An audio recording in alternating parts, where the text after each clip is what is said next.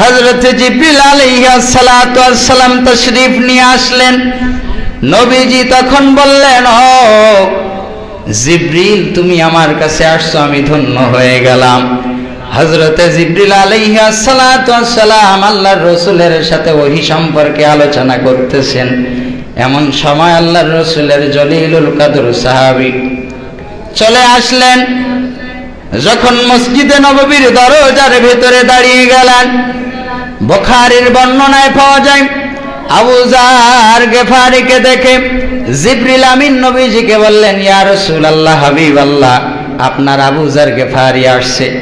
নবীজি আমার বললেন, ও ভাই জিবরিল, তুমি কেমনে আমার আবু যার গিফারিকে চেনো? হযরতে জিবরিল আলাইহিস সালাম বললেন, ইয়া রাসূলুল্লাহ, হাবিবাল্লাহ, ওগো নবীজি, শুধু আমি আপনার আবু যার গিফারিকে চিনি না, আল্লাহ তাআলার আরশে আজিম, এই পৃথিবীর জমিনে যত সাহাবায়ে আজমাইন আছেন, যত ফেরেশতা আছেন, প্রত্যেকে আপনার আবু যারকে চেনে।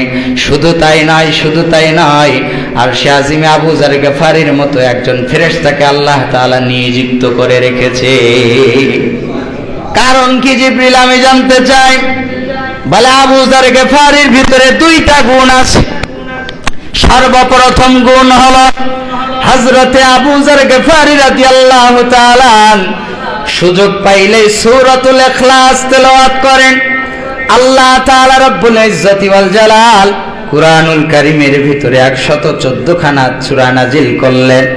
কোন সূরার শুরু থেকে শেষ পর্যন্ত আল্লাহর নৈকট্য, আল্লাহর একত্ববাদ নিয়ে আলোচনা নাই, কিন্তু সূরাতুল ইখলাসের শুরু থেকে শেষ পর্যন্ত আল্লাহ তাআলার ইজ্জত আজমত নিয়ে আলোচনা।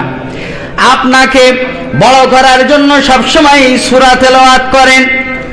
আর একটা আমল করে, আবু যার গিফারি রাদিয়াল্লাহু তাআলা সময় পেলে আপনার প্রতি দুরূদ ও সালাম পাঠ করে।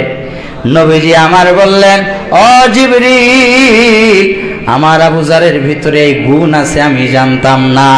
আমি আমার আবু যারকে ভালোবাসলাম।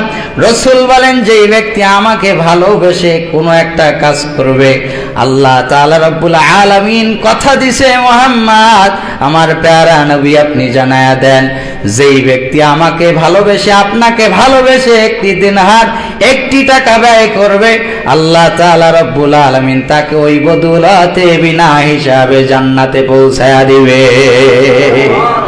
হাজিরিন, যেহেতু সময় সংক্ষেপ, আল্লাহর হাবিব সাল্লাল্লাহু আলাইহি সাল্লামকে আলোচনা করলে কিয়ামত পর্যন্ত আলোচনা করলেও শেষ করা যাবে না। তো হাজিরিন, আমরা যে উদ্দেশ্যে আসছি, আমরা প্যারা নবীর প্রেমে দেওয়ানা হয়ে আগামীতে এই সুযোগ আপনাকে আমাকে আল্লাহ তাআলা দিবে কিনা জানি না।